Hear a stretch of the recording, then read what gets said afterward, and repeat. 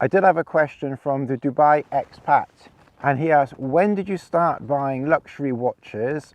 How come you have such a cool AD that sells you all the hot watches? I started February 2018. So if you do like watches, Rolex watches especially, keep watching my channel. Please subscribe, like, hit the notification buttons. I'm now going to tell you how the viewer could possibly start collecting watches. If you're after one and you're likely to stick with just one piece and probably not get any more, then you're probably better off going to the grey market, paying 50% more, and then be done with it. You get your watch quicker, easier. If you enjoy a challenge, this is how you do it from the authorized dealer. You have to show, first of all, that you're going to keep your watch, and then you're not going to just buy it and then sell it for a 50% profit. I will admit, again, worked out accidentally for me, because when I started and I was aiming for the Polar Explorer 2, it never even crossed my mind to sell the Yacht Master. I enjoy taking photographs of it so much that I put them on the Facebook groups, and I sent them to Mark, just as it really was a polite thing to do, really. I think that proved and helped in two ways. One, it showed I still had the watch and that I hadn't sold it. And two, I think that it also showed that I was using the watch, taking it out and about. I wasn't just keeping it locked away in a safe. Although the Yacht Master at that time was probably, it was a shop item, so it was probably one of the easier pieces to get. I popped into the store. Mark was a very friendly chap. Probably another tip is find a manager or an owner who you can get on well with, who's friendly and polite. I took lots of photographs, shared them on all the groups, and sent them to Mark. Now, I have to say, I didn't do that because I was getting another watch or wanted another watch. I did it because I wanted to. But if you are, thinking about buying other watches, then, it's certainly a tip that's worth doing. So it's certainly a good idea to, befriend your authorized dealer, go in, see them regularly, don't make a pest of yourself. Just go in when you can. Yeah, talk to them, treat them with respect, be polite, friendly, obviously. Show an interest in watches.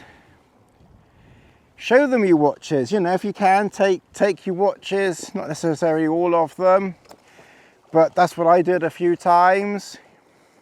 I'd go in with a small, lightweight pack like this that I could just put in a coat pocket.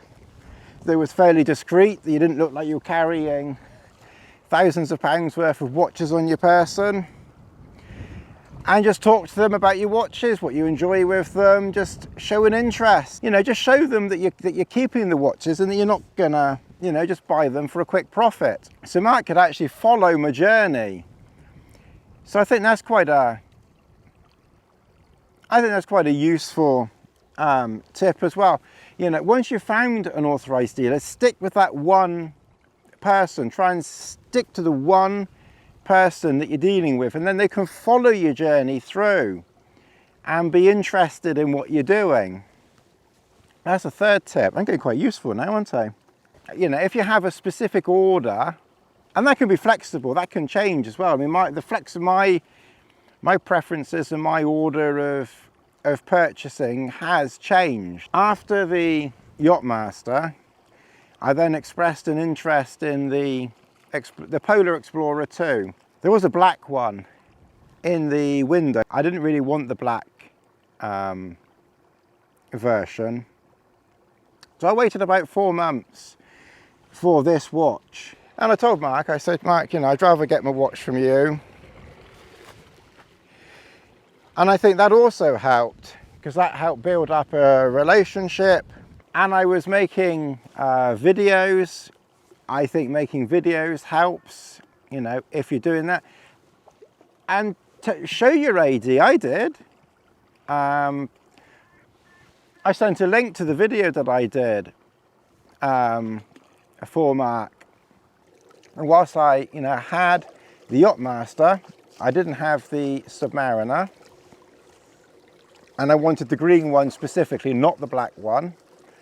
Because I just explained, I said I like the colour. So if you can explain why you're interested in a specific watch, I think that helps as well. And the blue-black GMT Master 2. I got that within 4 months of it coming out, which was this watch here, which was very, very quick. I was really quite surprised how quick I got this one. 1 watch in 2018, 2 watches in 2019 and 2 watches in 2020. And we're now in 2021 and we'll see. I'm fingers crossed that maybe I might get lucky and have 3 this year. I'm pushing my luck on that one. Hint, hint. So I put my name down. I'm hopeful for the GMT Master 2 blue red, the new Sky Dweller on the Jubilee bracelet, and I'm still waiting for, and I'm kind of hoping that might be like the 3rd bonus watch of the year later on, the Submariner, the plain Submariner, the basic Submariner, the new one that came out last year. But I'll wait until the end of the year for that if I can. So how did I get the Daytona? Well, I already had the purchase history. When I went in to see Mark and talk, most of the times we wouldn't even talk about watches. I just was talking about something else. So you don't have to talk watches with them. I used to go in and we chat away for 20 minutes, half an hour, sometimes longer. Sometimes we'd be in there for 45 minutes if there was time, having a cup of tea before cups of tea were banned because of this stupid virus business. And we just talk about anything really. Life, talked about myself, what I was doing, camping, just things generally. And if I had a couple of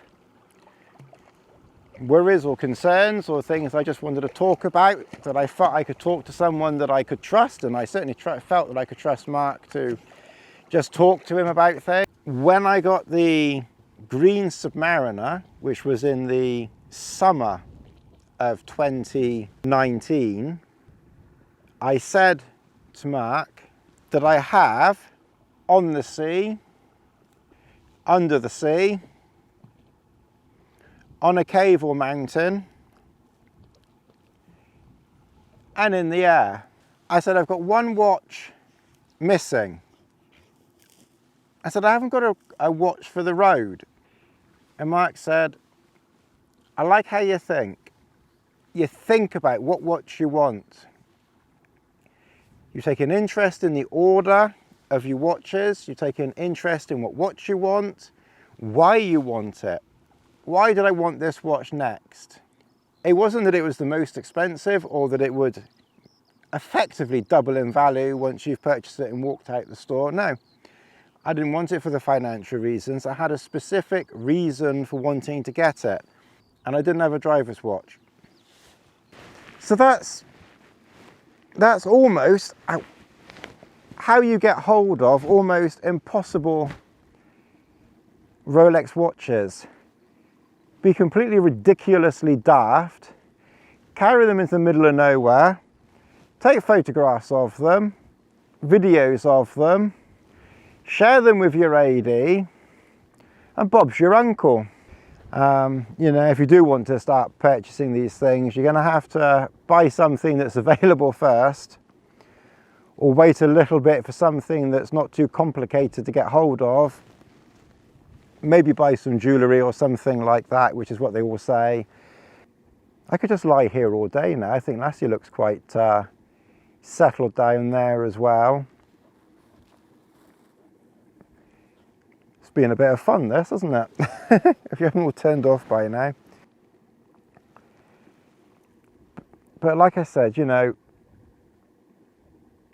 there's no guarantee to getting these pieces, so you've got to be in the right place at the right time with the right manager, and that's it, you know. And it really is luck, you know, as to whether you can get hold of some of these pieces, but it can be done. 3 o'clock in the afternoon. It's nice when you can just lie down, 5 Rolex watches in front of you in the middle of Dartmoor, making a video about how other people can buy Rolex watches. Oh yeah, and of course I also enjoy switching straps out on them.